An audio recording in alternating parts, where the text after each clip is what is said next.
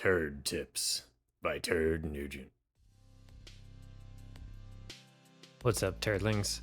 Today we're going to be running the final mission of the new zombie survival game mode, and I'm going to be making it hard on myself to show you how you really don't need the good weapons to beat it. It's actually pretty easy to beat without them.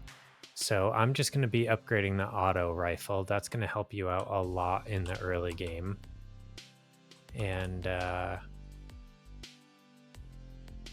got a little bit of lag here, unfortunately, but we'll survive without it, even with lag. So Saw Blade is going to be the best item you can possibly take. I will be taking that just to show you how good it is, but I'm going to hold off on upgrading it. And I'm going to upgrade the auto rifle first. That's going to be the most important thing for us to take. So the auto rifle is going to consistently clear a path for us. And then that saw blade is going to periodically clear a large path for us once we get it upgraded. But we do need to upgrade the rifle first. After I get the saw blade and the rifle upgraded, I'll show you what the best items to take will be, but I'm not going to take them. We'll keep going with the rifle. The reason I don't upgrade the saw blade right away is because it is on a 15-second cooldown. I believe that cooldown, it starts refreshing its cooldown when it activates. So it's not actually 15 seconds you're without it, but you are still without it for a short duration, and you need a means of clearing a path when you don't have it, so we need the auto rifle for that. We'll finish off the auto rifle, and then we'll care about the saw blade. The reason I took the saw blade early on, even though it doesn't really do much and we're not upgrading it, is because it helps ensure that we see it every time we get an upgrade. So anytime you really want an item later on, make sure you take it at least once. Definitely grab those chests every time you see them. I'm purposely making it hard on myself. Now the drone seems like it would be good here. It's basically like another auto rifle, but the downside to it is it always shoots behind you, never in front of you. So it really doesn't help us at all. Once I finish the saw blade, your explosives are going to be better than the drone will be.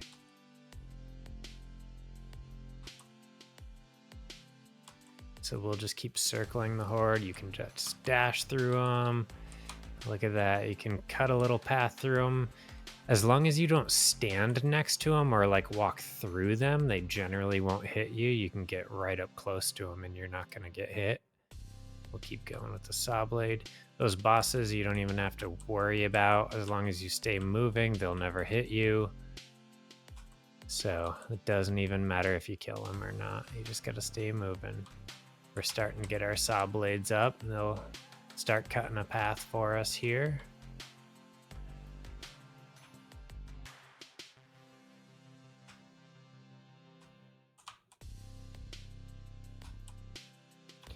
I just ran up against the edge of the map there. It doesn't really show you where the edge is, and sometimes it looks a little deceiving. It looks like you have room to move, but there's an invisible wall there.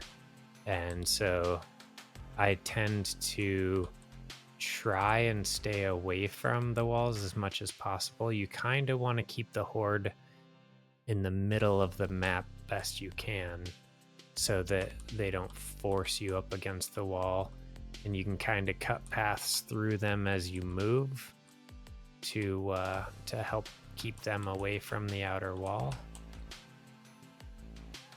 All right, saw blade's fully upgraded. Here I would take the Bombshell, but I'm going to take the auto turret just because it's bad. Bombshell would be much better for you. We keep getting lucky and having health packs drop right in front of us this run. Normally I would be pathing to these chests to see if they're anything good. Usually they are. We got ammo up there, or it's actually makes your gun more powerful. It's decent, but against a horde this big, it's not really going to do much for you. Here, I would take the aerial raid. It's really going to clear the horde and thin it down for you. It's not going to help your path, but it's going to thin the horde in general. But we'll keep going with the worst items. That is the best chest you can pick up.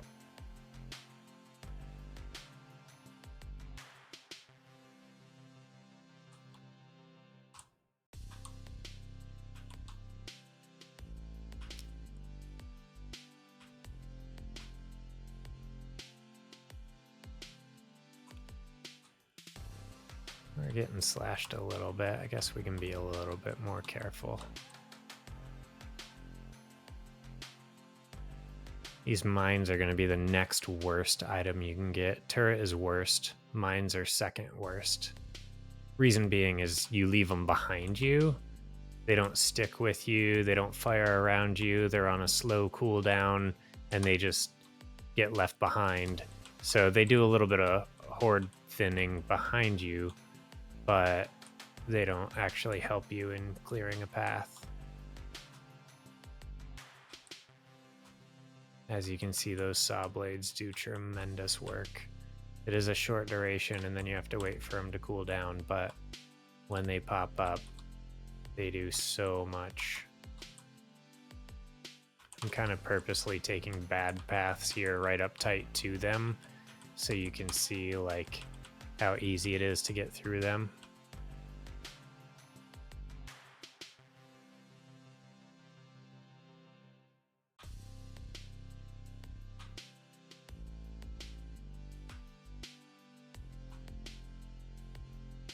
Oh, I accidentally grabbed the loot chest. That's great. We're gonna have to upgrade some stuff here.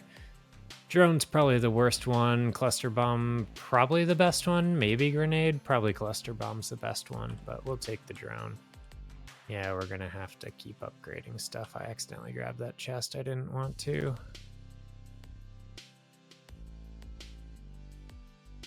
Only 13 seconds to go. It doesn't really matter at this point anyway.